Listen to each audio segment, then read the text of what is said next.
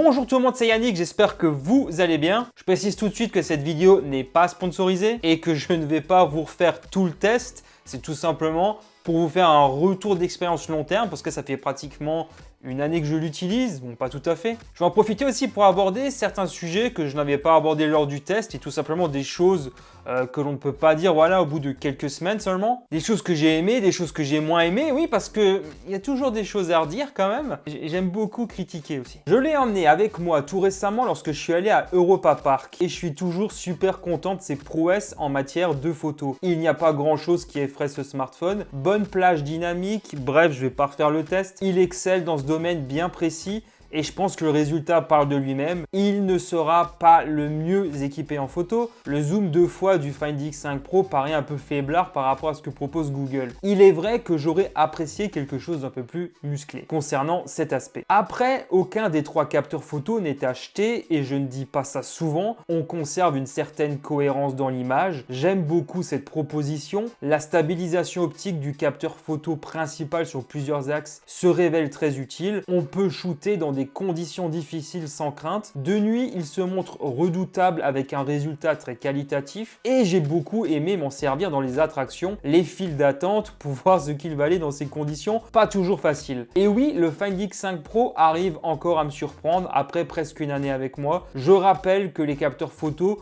peuvent compter sur la puce dédiée Mari Silicone pour un meilleur rendu. Après avoir shooté, on a un résultat préliminaire qui souvent montre quelques faiblesses au niveau de la gestion des lumières, de l'exposition, la balance des blancs.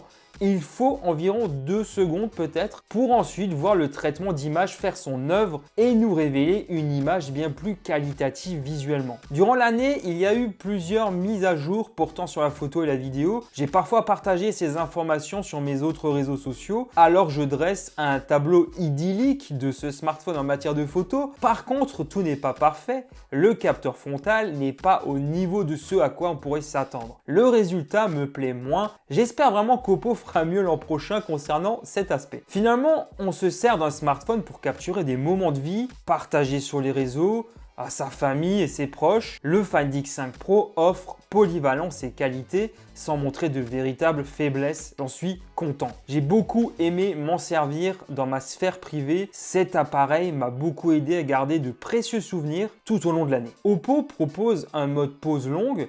Je regrette de ne pas l'avoir beaucoup utilisé. C'est pas mal non plus et s'adapte en fonction de 3 situations. Tri de lumière, photographier des voitures qui passent la nuit sur une autoroute par exemple. Eau et nuages pour capturer un cours d'eau.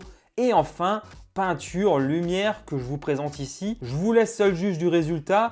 Dans ce mode, on peut régler le temps d'exposition. Même pour les créateurs de contenu, ça reste un bon smartphone. On a pas mal de modes disponibles. On peut filmer en log, ça c'est pas mal du tout. J'ai beaucoup utilisé ce smartphone pour des plans à l'extérieur aussi. Pour ne pas avoir à trimballer mon appareil photo et je dois reconnaître que le résultat était toujours très convaincant. Une image très nette, détaillée, on peut filmer jusqu'en 4K 60 fps. La stabilisation est très bonne, même sans utiliser le mode dédié. Ce smartphone, comme je viens de le dire, m'a aidé à réaliser parfois des plans en extérieur. Il y a un mode film qui permet quelques petits réglages supplémentaires. La mise au point est excellente. Ça aussi, c'est important quand on veut filmer un produit en extérieur avec un beau flou d'arrière-plan. C'est clairement un smartphone que je peux conseiller les yeux fermés en ce qui concerne la vidéo, puisque c'est un domaine qui me passionne beaucoup. Comme souvent, on retrouve aussi le mode time-lapse et ralenti. Je ne suis pas spécialement client de ce genre de mode, même si ça peut apporter des choses un peu amusantes à certains moments, pourquoi pas. Vous avez peut-être aussi remarqué que dans certaines vidéos, tout en me filmant, j'utilisais les écouteurs de la marque, les Inco X2.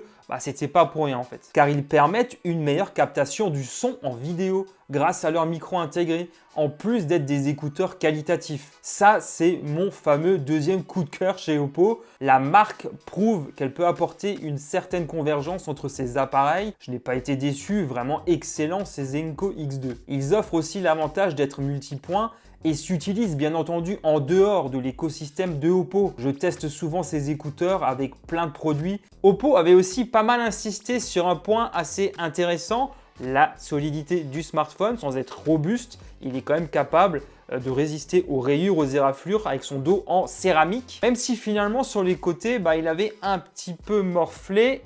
Comme là on peut le voir au niveau des coins, j'ai quelques éraflures. mais sinon, rien de bien méchant. Mon dos en céramique n'a en effet pas trop souffert durant cette année. Je ne constate pas une seule éraflure en fait. Je n'ai pas utilisé de coque de protection, j'aime vivre dangereusement. Les performances se sont montrées très correctes tout au long de l'année. Je vous rappelle qu'ici on a le SOC Snapdragon 8 Gen 1 qui a la mauvaise réputation de chauffer. Mais il faut reconnaître qu'avec le système de dissipation thermique de Oppo, franchement, ça fonctionne très bien. J'ai beaucoup joué avec ce smartphone, je ne vais pas trop insister sur ce point. Pour ça et se divertir, c'est parmi les meilleures propositions de l'année, avec en plus un très bel écran AMOLED lumineux. Je n'ai jamais souffert de ralentissement, il est puissant.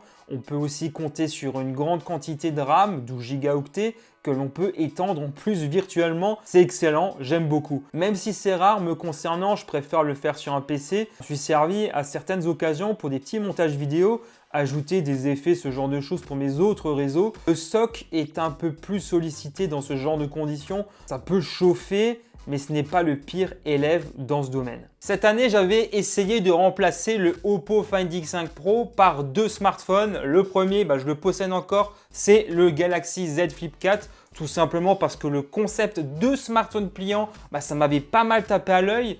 Malheureusement, pour les raisons que j'avais évoquées lors de son test, ça va pas le faire. J'avais aussi tenté de le remplacer par le Pixel 7 Pro.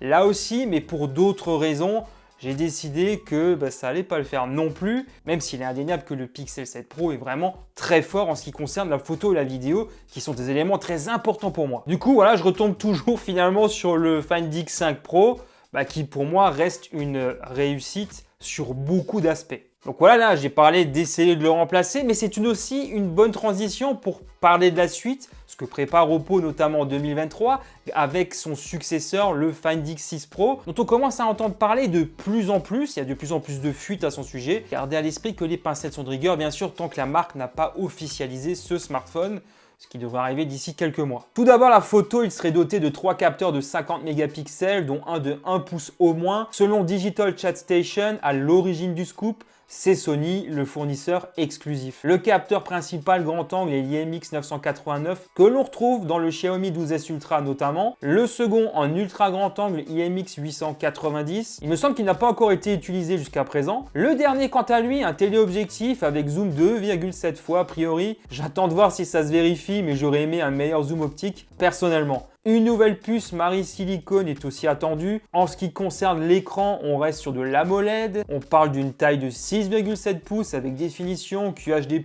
et 120 Hz. En Chine, il se déclinerait en deux variantes. L'une avec un MediaTek Dimensity 9200 et une autre avec le SOC Snapdragon 8 Gen 2 qui vient juste d'être officialisé il y a quelques jours. Plus de performance naturellement, mais surtout plus de fonctionnalités intelligentes mis à disposition.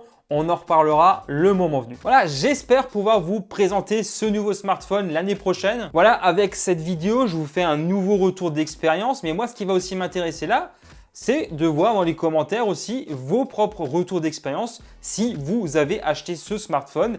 N'hésitez pas à dire ce qui vous a plu et déplu et si vous le recommandez toujours après plusieurs mois d'utilisation. Allez, on se retrouve dans les commentaires. Toujours super important pour l'évolution de la chaîne. Si cette vidéo vous a plu, n'hésitez pas à la partager à vos proches. N'oubliez pas le petit like qui fait toujours plaisir et à vous abonner en activant la petite cloche. Un grand merci pour votre soutien. Moi, je vous dis à très bientôt. Allez, ciao tout le monde.